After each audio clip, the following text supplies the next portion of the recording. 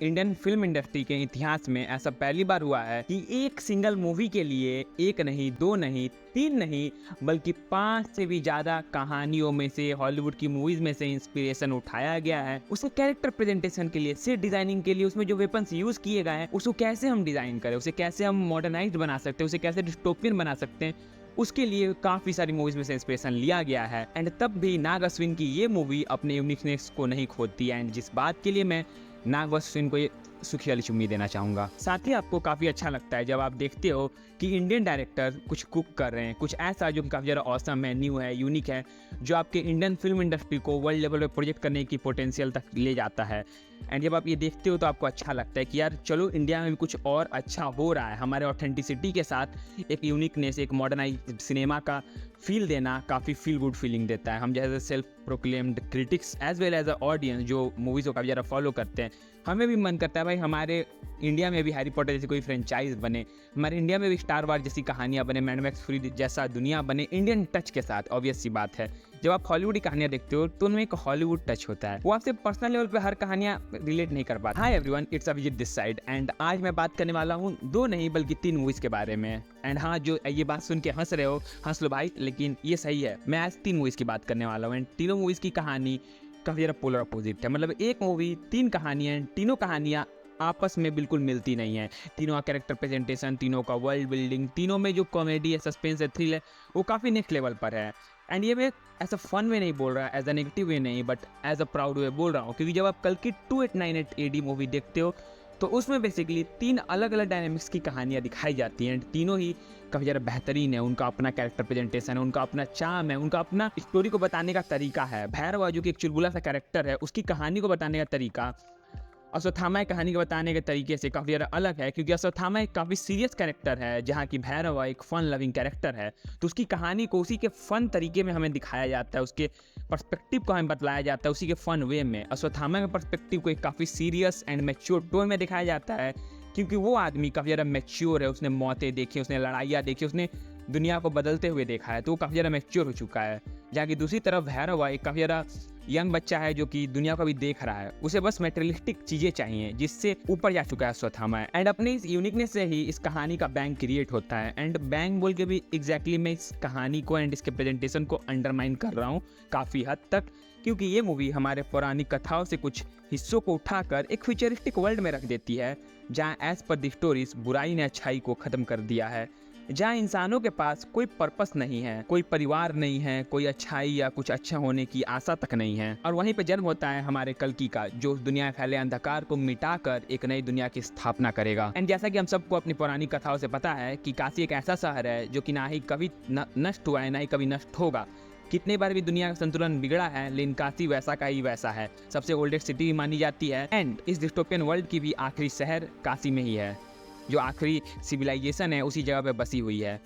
वो बात अलग है कि वहाँ पे लोगों के पास खाने को नहीं है, लोग भगवान को नहीं मानते हैं, सिर्फ एक सुप्रीम यास्किन को मानते हैं, क्योंकि he is like the God, क्योंकि उसने भगवान का नाम वो निशान मिटा दिया है, वो भगवान बन चुका है, वो 200 सालों से जिंदा है। बाकी मैं इससे ज़्यादा कहानी के डिटेल में नहीं जाना चाहूँगा, क्योंकि ये 3 घंटे की मूवी में से अगर मैंने 2 से 3 मिनट की भी बातें आपको बता दी ना, तो कहानी मेजरली आपके लिए स्पॉइल हो सकती है। एंड वैसा मैं चाहता नहीं कि आपके लिए ये कहानी स्पॉइल हो, क्योंकि ये वो कहानी है जो कि मैं चाहूँगा पर्सनल लेवल पे कि आप सब जाके देखो। हाँ, कहानी में कमियां हैं, बेसिकली हर कहानी में कमियां होती हैं, बट ये एक ऐसी मूवी है जो ऑन माय ओपिनियन सबको देखनी चाहिए, क्योंकि इसमें हमारी पौराणिक कथाओं के साथ काफ़ी ऐसी चीज़ें हैं जो कि आपको पसंद आएंगी, आपके बच्चों को पसंद आएंगी, आपके मिसिस को पसंद आएगी, आपकी गर्लफ्रेंड को पसंद आएगी, आपके यार दोस्तों को पसंद आएगी। एंड या ये 3 घंटे की मूवी आपको 3 घंटे कैसे चले बीत जाते हैं इसको देखते हुए ये समझ नहीं आता है। जहाँ कि जब हमने आदि पुरुष देखा था, आपको पहले आधे घंटे में मूवी लग रही थी कितनी लंबी है। इसमें भी वो मोमेंट आता है, बट मोमेंट ऑफ रियलाइजेशन तब होता है जब ये मेन माल आपके ऊपर फेंकना शुरू करते हैं, जब आप कैरेक्टर्स को समझते हो। हर एक कैरेक्टर के ऊपर जितना टाइम उन्होंने दिया है वो अप्रोप्रिएट नहीं था, बट वो ज़रूरी भी था, क्योंकि ये पहली मूवी अपने यूनिवर्स की, एंड इसमें सेटअप ज़रूरी है। हम किसी भी बड़े यूनिवर्स को अगर उठा के देखते हैं तो उनकी पहली 1-2 मूवी काफ़ी स्लो होती हैं, क्योंकि उन्हें बिल्डअप देना होता है, कैरेक्टर से कनेक्ट करवाना होता है, उस वर्ल्ड को समझाना होता है जिस वर्ल्ड की वो कहानी बताना चाह रहे हैं। तो इसमें भी वही बात है, थोड़ा सा आपको सहना पड़ेगा, बट ओवरऑल जो एंड गोल है वो काफ़ी मज़ेदार है, आपको मज़ा देता है, वो माइंड बॉगलिंग वाली फीलिंग देता है। इस मूवी में आपको ढेरों कैमियो देखने को मिल जाएंगे एंड हर एक कैमियो टू द पॉइंट था, एप्रोप्रिएट टाइम के लिए था। कोई भाई वो खींचा हुआ नहीं फील होता है। बंदे आते हैं, वो अपना काम करते हैं, चले जाते हैं स्क्रीन प्रेजेंस में से। उनका जितना काम है, जितना इंपॉर्टेंस है, उन्हें उतना ही समय दिया गया है, कोई ज़्यादा या कम समय नहीं दिया गया है। आपको ऐसा फील नहीं होता यार इस बंदे को तो और स्क्रीन टाइम मिलना चाहिए था, या फिर इस बंदी को और स्क्रीन टाइम मिलना चाहिए था। ऐसी वाली फील नहीं आती है एंड आई थिंक किसी कैमियो के लिए इससे बेहतरीन बात कुछ हो नहीं सकती। क्योंकि कई बार आप कोई कहानी देखते हो तो जो कैमियो हैं उसी के बल पे कहानियाँ चलती हैं, बट इसके कहानी के जो कैमियोज हैं वो जस्ट सपोर्टिंग एक्टर्स हैं। बड़े बड़े नाम हैं लेकिन वो सिर्फ सपोर्ट करने के लिए आए हैं। कहानी में किसी की ज़रूरत थी, अच्छा हमारे पास कोई नहीं है, तुम ही आ जाओ यार, ऐसी वाली फील आती है आपको एंड वो काफ़ी बेहतरीन लगता है। वो आपको फील गुड देता है, आपके चेहरे पे एक मुस्कुराहट आ जाती है जब आप उन सारे कैमियोज को देखते हो। And I have to say more than 10 cameos are there. And इस कहानी की एक बात मुझे काफ़ी बेहतरीन लगी कि इसमें जितने भी इंपॉर्टेंट कैरेक्टर्स हैं उन्हें एक एलिमेंट ऑफ नेचर से जोड़ा गया है, जो कि आगे जाए कहानी में काफ़ी इंपॉर्टेंट रोल प्ले करने वाला है। लाइक सिम्बॉलिकली जोड़ा गया है, उनको उस चीज़ की पावर नहीं दी गई है, बट उसके कैरेक्टर, उसके परसोना, उसके तरीके को, जैसे वो चीज़ों कर रहे हैं, उनमें उस एलिमेंट की एक झलक है। एंड वो झलक ही काफ़ी है उनको सिम्बॉलिकली उस चीज़ को रिप्रेजेंट करने के लिए। एंड उस चीज़ में जिस तरह से इन्होंने खेला वो मुझे काफ़ी बेहतरीन लगी। एंड जिस तरीक़ा से संबाला के लोग मरने के पहले बोलते हैं कल के लिए, वो लाइन भी काफ़ी ज़्यादा इनक्रेडिबल है, क्योंकि वो मेटाफोरिकली बोलना चाहते हैं कल के लिए कल्कि का ज़िंदा रहना ज़रूरी है। एंड वो सब कल्कि के लिए मरने के लिए तैयार हैं, क्योंकि they know they are the pawn in the greater good and they are ready to die for it. वो कल के लिए तैयार है मरने के लिए। जहाँ लोगों के पास कल की कोई होप नहीं है, वो कल के लिए मरने के लिए तैयार है, क्योंकि वो जानते हैं कल की है तो होप बाकी है। सो मैंने इतनी सारी अच्छाइयाँ तो बता दी इस कहानी के बारे में, बट ऑब्वियस सी कमियाँ हैं इस कहानी में। कमियाँ लाइक जो Bhairahawa character, I mean Prabhas का जो कैरेक्टर, उसे काफ़ी ज़्यादा स्क्रीन टाइम दिया गया है। उसके कैरेक्टर बिल्डअप पे काफ़ी ज़्यादा फोकस किया गया है नाग अश्विन द्वारा, जो कि आई थिंक अप्रोप्रिएट नहीं था, क्योंकि उसका कैरेक्टर वो चार्म ऐड नहीं कर पा रहा, वो डमनेस एंड रबिशनेस क्रिएट कर रहा था सीन पे। एंड मुझे वो चीज़ काफ़ी खिली कि ठीक है, थोड़े पॉइंट के लिए वो अच्छा लगता है। नाच गाना, प्यार मोहब्बत, हंसी मजाक हर कहानी में चाहिए हमें, एकदम सीरियस कहानी भी हमें नहीं चाहिए। बट जब आप उस चीज़ को ओवर करते हो, ओवर द टॉप चल जाता है, आप एक्टर को भी जब ओवर द बिल्ड कर देते हो तो वो अच्छा नहीं लगता है। उसी तरीके से जब आप एक कैरेक्टर पे ही इतना ज़्यादा फोकस करते हो जहाँ की वो कैरेक्टर उतना ज़्यादा इंपॉर्टेंट हो भी ना, मतलब ऐसा नहीं है कि लाइक प्रभास इंपॉर्टेंट नहीं है, बट एज अ से आई एम सेइंग दैट कि उनका उतना रेलिवेंस नहीं है जितना उनको देने की कोशिश की गई है। लाइक जितना उनको स्क्रीन टाइम मिला है उतनी की ज़रूरत नहीं थी। हम उस कैरेक्टर को 5 मिनट के अंदर समझ गए थे, बट आपने उस कैरेक्टर को एक्स्ट्रा 45 मिनट स्क्रीन टाइम क्यों दिया? मूवी का रन टाइम बढ़ा, आपको वीएफएक्स में जो डिज़ाइनिंग में पैसे खर्चे वो तो अलग की बात है, लेकिन जो ऑडियंस का टाइम है वो 45 मिनट आपने ज़्यादा लिया। अगर यही मूवी मैं ओटीटी पे देख रहा होता तो मैं उस 30 से 35 मिनट के सीन को स्किप कर देता, कि उसका कोई रेलिवेंस नहीं है कहानी में। मैं भैरवा कैरेक्टर को समझ गया शुरू के 5 से 10 मिनट में कि हाँ भाई ये बंदा है कैसा, इसका पर्सोना कैसा, ये कैसे सोचता है, ये कैसे काम वो करता है। बट फिर भी आपको उस कैरेक्टर को 45-50 मिनट देने की क्या ज़रूरत थी? वो भी विदाउट, सिर्फ नॉनसेंस चल रहे हैं सीन पे, तब भी आप दे रहे हो। जैसा आप स्क्रीन टाइम बना रहे हो कि भाई हमें मूवी 3 घंटे की निकालनी है। तो ये चीज़ मुझे काफ़ी ज़्यादा खिलसी कि भाई ऐसा क्यों किया, मुझे ये चीज़ अच्छा नहीं लगा बिल्कुल भी। एंड मेरे साथ जितने भी लोग गए थे सबको यही फील हो रही थी उस टाइम, सब ऑडियंस यही बोल रही थी थिएटर में कि यार क्या चल रहा है, आगे बढ़ाओ। एंड वो चीज़ होता है जब सेकेंड हाफ आता है तो थिएटर में पिन ड्रॉप साइनलेस, कोई कुछ बोल नहीं रहा था जब तक कुछ बहुत इनक्रेडिबल डायलॉग या फिर कुछ सीन्स नहीं आ रहे थे।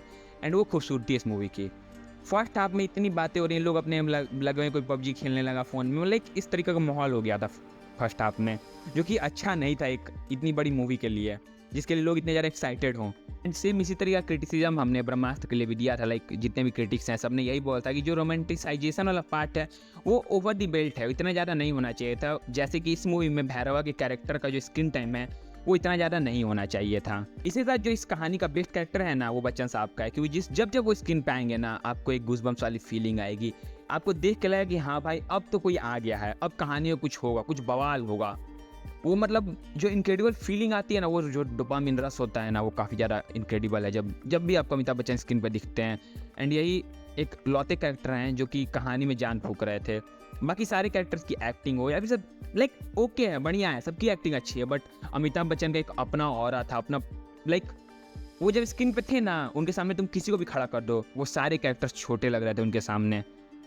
एंड मैं बोल रहा तो मुझे गूज़बम्प्स आ रहे हैं कि वो कैरेक्टर ही काफ़ी बेहतरीन तरीके से लिखा गया है, बेहतरीन तरीके से प्रेजेंट किया गया, उनकी जो एक्टिंग, डायलॉग्स, हर एक चीज़ टू द पॉइंट। ओवरऑल एक बेहतरीन कोशिश की गई है नागव सिंह द्वारा, एंड एक पहला कदम है क्लासिकल इंडियन सिनेमा को मॉडर्नाइज्ड इंडियन सिनेमा में बदलने का, एक ऐसे दौर में ले जाने का जहां इंडियन कहानियों को मॉडर्न तरीके से दिखाया जाए, इंडिया की पुरानी कथाओं को डिस्टोपियन वर्ल्ड वाली कहानियों के साथ जोड़ के, मल्टीवर्स से जोड़ के, जिस तरह से हमारी कहानियाँ चलती आ रही हैं उनके कुछ अंश को उठा के इसी तरीक़े से कहानियाँ क्रिएट करना इंडियन सिनेमा को काफ़ी नेक्स्ट बुलंदियों पे लेके जा सकता है, काफ़ी नेक्स्ट लेवल की बुलंदियों पे। एंड आई थिंक वैसा होना चाहिए, क्योंकि इंडियन सिनेमा को एक लीप की ज़रूरत है जहाँ अभी भी लोग हैं जो कि इंडियन सिनेमा को काफ़ी अंडरमीन करते हैं। एंड आई डोंट फील कि भाई इंडिया का सिनेमा वैसा है कि तुम इसे नीची निगाहों से देखो। We are evolving at a quicker rate than any other cinema. We have so much potential but we are wasting it, because पहली बात तो प्रोड्यूसर्स में, पैसे लगाने वालों में उतनी करेज नहीं कि भाई वो 2000 करोड़ लगाते हैं। बट आप जब ऐसे छोटी छोटी मूवीज़ में पोटेंशियल दिखाओगे, लोग जब देखेंगे इस तरह की मूवीज़, तो प्रोड्यूसर्स में भी एक वो आएगा, करेज आएगा कि यार चलो लगाते, कोई नया डायरेक्टर भी आ रहा है, कुछ अच्छी कहानी बता रहा है, पैसा खर्च करते हैं, उसकी कहानी को निकालते हैं। वैसा भी होना टाइम लगेगा, but it's a first step towards that. Brahmastra, ये आई, और भी कुछ मूवीज़ आएंगी। इसका अगर यूनिवर्स अच्छा से चल गया तो इंडियन सिनेमा में काफ़ी एक लीप आ जाएगा, एंड एक अलग डोर्स खुल जाएंगे फिल्म मेकर्स के लिए, हमारे ऑडियंस के लिए एक नया जॉनरा खुल जाएगा भाई। और पता है हॉलीवुड की मूवीज से सबसे बेस्ट पार्ट क्या है हमारी कहानियों में जो साउथ की म्यूज़िक डिज़ाइनिंग कैपेबिलिटी वो काफ़ी ज़्यादा बेहतरीन है। इसके साथ हमने हॉलीवुड के set design and VFX and all that चीज़ों को अपने अंदर इनकलकेट कर लिया। ऊपर से हमारी जो मोरल एंड एथिकल वैल्यूज़ हैं, जो हमारी पौराणिक कथाएँ हैं, उसमें जितनी ज़्यादा रिचनेस है ना, वो वर्ल्ड के किसी भी नॉवल, किसी भी कहानियों में नहीं है। हमारी कहानियाँ काफ़ी ज़्यादा रिच हैं फिलोसफीज़ में, एथिक्स में, मोरल्स में, हर एक चीज़ में, सोसाइटी वाइज उनमें जो सोसाइटीज़ होती हैं, जिस तरह से उसको प्रेजेंट किया जाता है वो काफ़ी नेक्स्ट लेवल पे है। एंड जब उस चीज़ों को उठाकर आप एक कहानी गढ़ोगे ना मॉडर्न वे में, अपने पर्सपेक्टिव में, अपना उसमें एक तड़का लगा के, वो आपके कहानी को अलग लेवल के बुलंदियों पर लेके जा सकता है। एंड मैं ये मजाक से हट कर बोल रहा हूँ, जब आप गीता पढ़ोगे, रामायण पढ़ोगे, महाभारत पढ़ोगे, उसमें हर एक कैरेक्टर का एक अपना नज़रिया है। एंड एक कहानी में 100-150 नज़रिए हैं। आप कोई भी नॉवल उठा लो, आपको उतने ज़्यादा नज़रिए देखने को नहीं मिलेंगे। आप कोई भी नॉवल उठा लो, आप उसको हर एक कैरेक्टर के पर्सपेक्टिव से कहानी नहीं बतला सकते। बट रामायण महाभारत एक ऐसी कहानियाँ हैं ना जो आप अलग अलग नज़रिए से, अलग अलग पर्सपेक्टिव से बता सकते हो जिनकी कहानियाँ, एंड वो हमारे सोसाइटी को काफ़ी ज़्यादा इम्पैक्ट करती हैं आज के डेट में भी। जैसे महाभारत का जो कंसेप्ट है, भाई भाई से लड़ेगा, आज के हर एक घर में हो रहा है, भाई भाई से लड़ रहा है प्रॉपर्टी के लिए। एंड ये इतनी सालों पहले लिखी गई कहानियाँ हैं, एंड वो आज भी तुम रिलेट कर सकते हो। रियलिटी से उनका कितना ज़्यादा वास्ता उस पर मैं डिबेट नहीं करूँगा, but how they relate to our society, that's important. And आप उस moral and ethical and philosophical concept को उठा के एक अच्छी कहानी गढ़ सकते हो।